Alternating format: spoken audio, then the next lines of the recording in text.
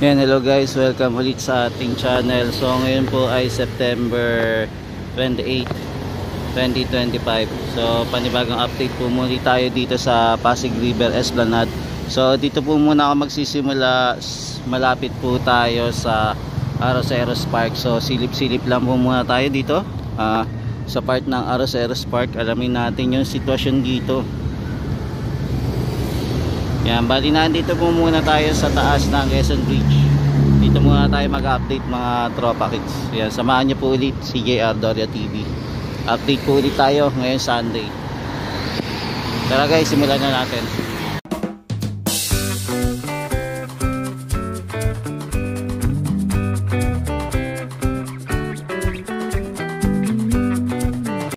Yan, so ngayon Sunday po ay maganda naman po yung daloy ng trapiko.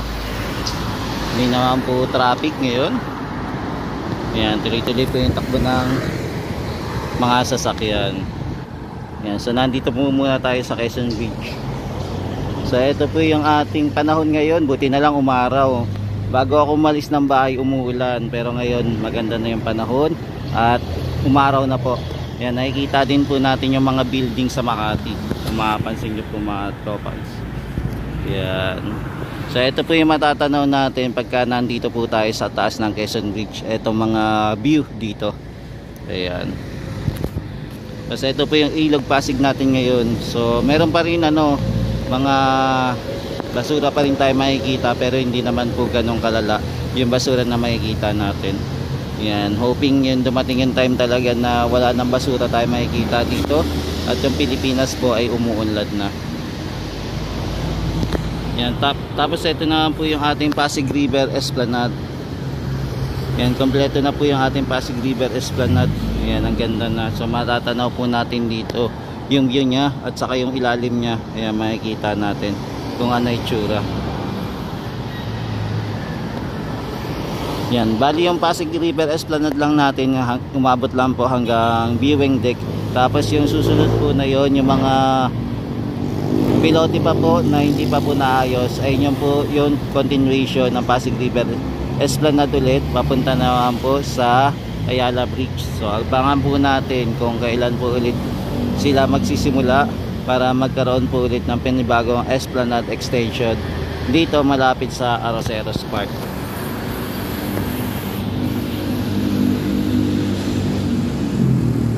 Yan, so ito muna yung view natin ngayon mga tropa kids. Ayan, lapit naman tayo.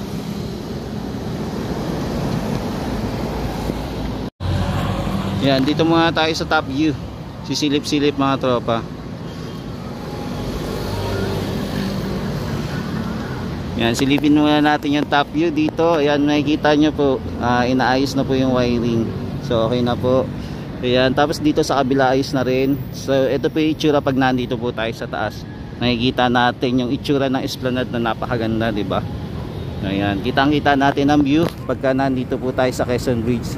Kaya sana itong Quezon Bridge po mapaganda para kasabay po ng pagpapaganda din ng Esplanade dito sa area po ng Arroceros Park.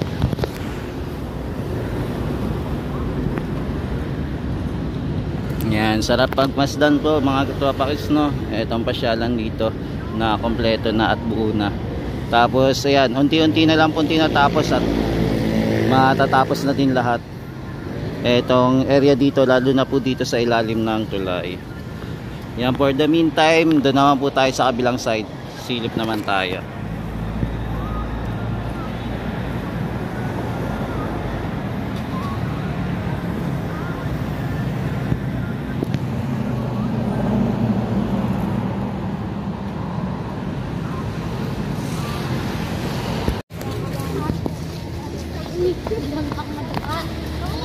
Yan, so dito naman tayo sa other side naman po. Yan, pansin natin inaayos-ayos na din po ito, pinapahinis. Yan. So natapos na din dito, na sementohan na rin po. Yan, so nandito pa rin po tayo sa top view. Yan, silip-silip lang po tayo. Ito pong lugar dito sa area po ng Maynila. Dito pa rin po tayo sa Quezon Bridge. Sa kabilang side naman po. Yan, maganda po yung panahon ngayon mga tropa kids. okay na okay yung panahon, mainit naman. Yan, so ito po yung top view naman. So sumilip naman tayo dito sa area para makita natin yung sitwasyon naman dito sa taas.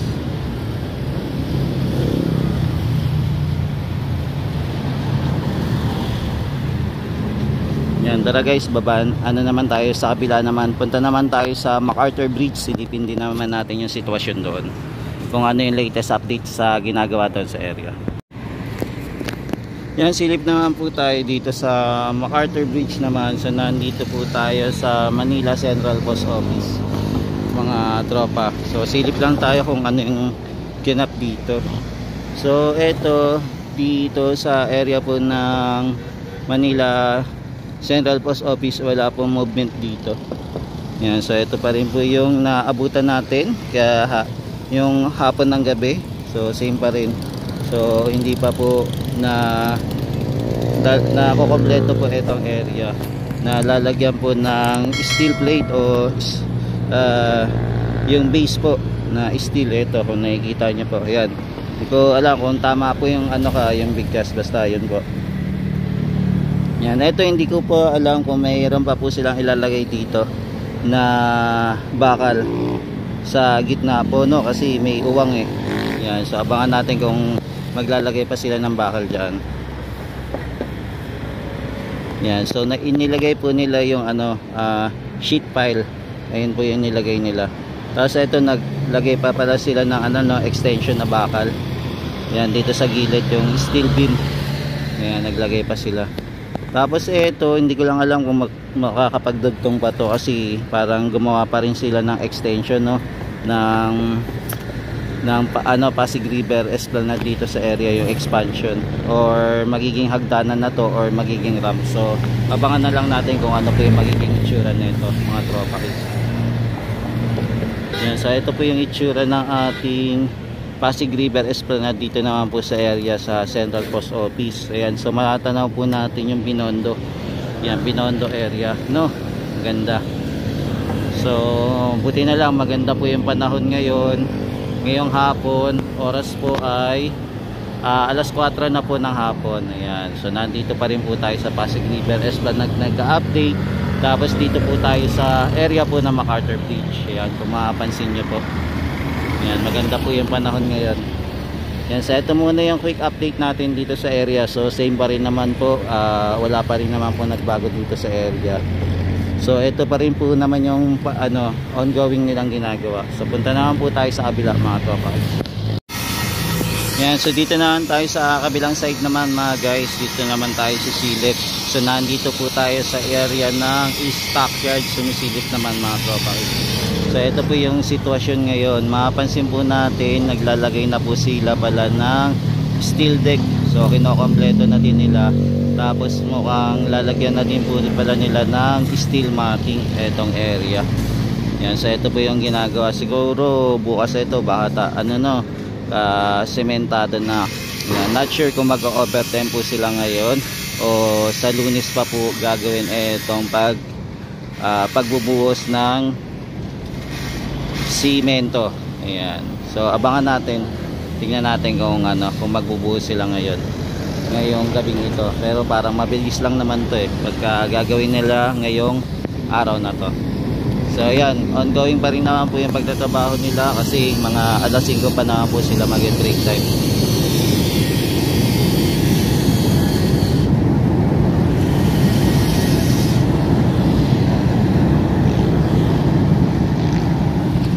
Yan, so ito po yung ganap dito sa area po ng Stockyard, malapit. Tapos malapit din po sa LRT1. So tuloy-tuloy pa rin po yung pagtatrabaho ng ating mga kababayan dito sa Pasig River Esplanade. Ayan, maging dito din po binubuo na din po yung para sa paggawa din po ng concrete beam. Ayan, ayan po yung ginagawa nila para maging matibay po at etong ating magiging flooring dito. Ayan, tapos naglalagay na din po sila ng mga plywood. Ayan, mukhang na ata, bubuuin na po nila. Ayan, so ito po yung ganap dito sa area po ng MacArthur Bridge sa kabilang side po. Dito po sa LRT1 sa ilalim po. sa panibagong tulay na ginagawa.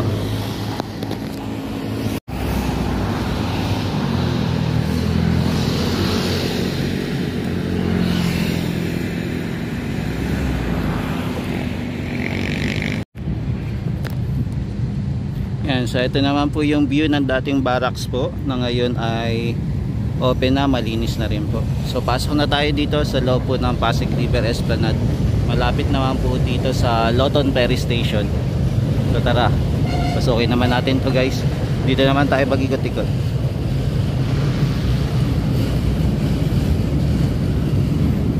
Yan, so ito na po yung itsura ng ating landscaping dito na dati po ay mga nakatira po ay mga informal settler, pero ito okay na po. Yan, maayos na po siya at saka maaliwalas na po. Yan, so ito naman po yung view pagka maaga-aga pa po dito sa area. So ikot po tayo mga tropa, samahan nyo po ulit ako dito. Ikot naman tayo, dito naman ako sa area po ng Loton Ferry Station naman mag-iikot.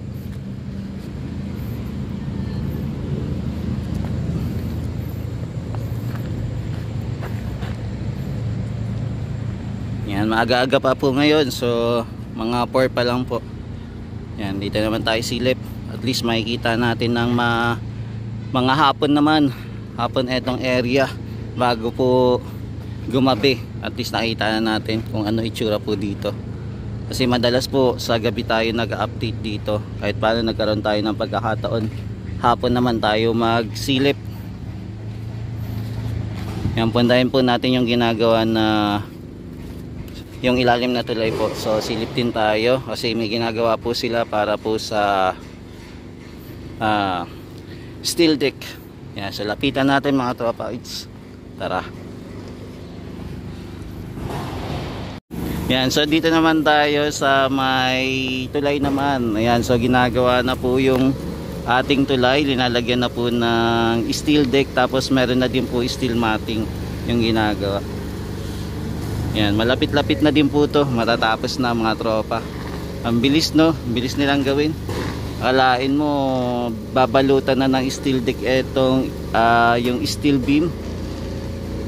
Yung nakaraan nag-aabang lang po tayo, pero eto na ang itsura. Halos papatapos na po dito sa ilalim po ng tulay ang kanilang pagtatrabaho.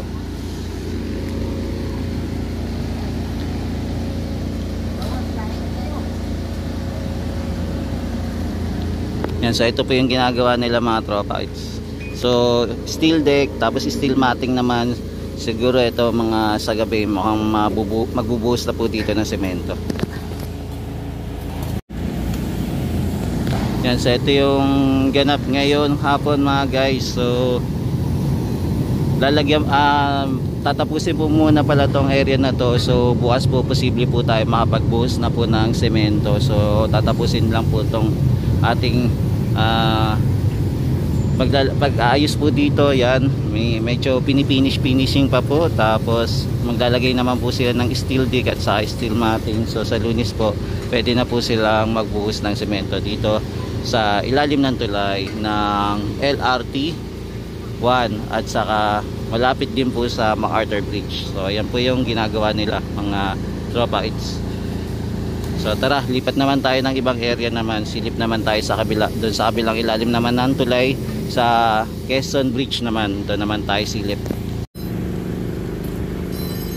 Yan, i-walk tour ko muna kayo mga tropa para makita nyo naman po pagka hapon naman.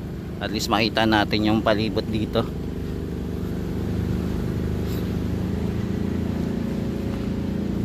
Yan, sana okay yung ating yung ating pag-walk tour dito. Hindi po masyadong maalog yung aking video.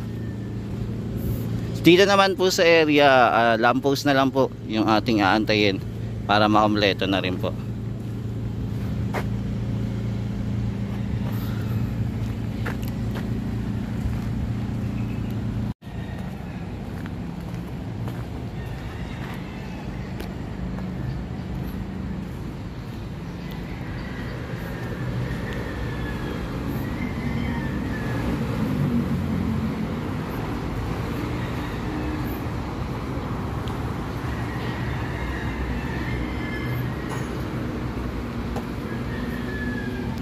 Yan, so dito naman po tuloy-tuloy pa rin naman po yung progress and development dito. Yan, tuloy-tuloy pa rin naman yung pagtatrabaho nila dito sa area naman. Dito sa ilalim naman ng tulay. Yan, silip tayo mga tropa kids para makita natin yung mga ginagawa nila.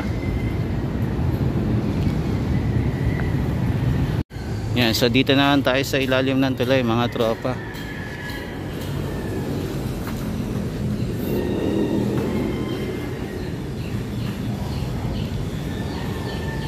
Yung konti na lang po pala, mabubuo na itong hagdanan na ginagawa.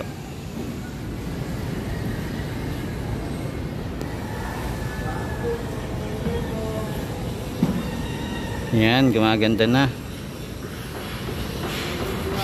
Tapos nailatag na din po pala yung ating mga tubo, no, para sa wiring.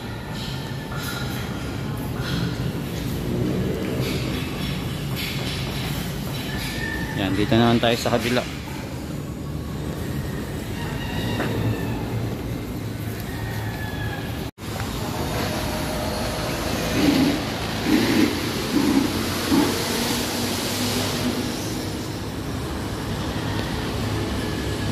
Yan, dito naman tayo sa kabila. Yan, dito naman tayo mag-update. Ito naman po yung itsura ng esplanade natin papunta doon sa taas.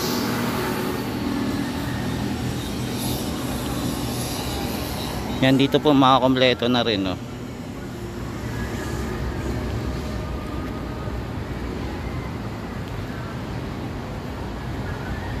Diba? Nasa ilalim naman po tayo ng tulay. Sumilip naman po tayo dito.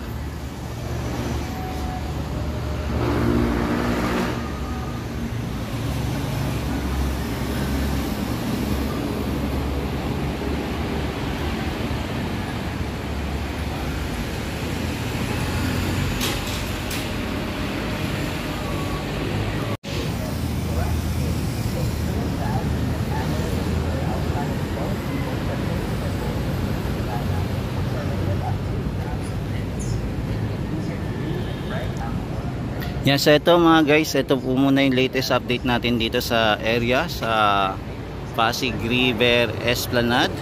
Dito po malapit sa Arroceros Park. So update na lang natin to bukas kung ano po yung mga pagbabago dito sa area.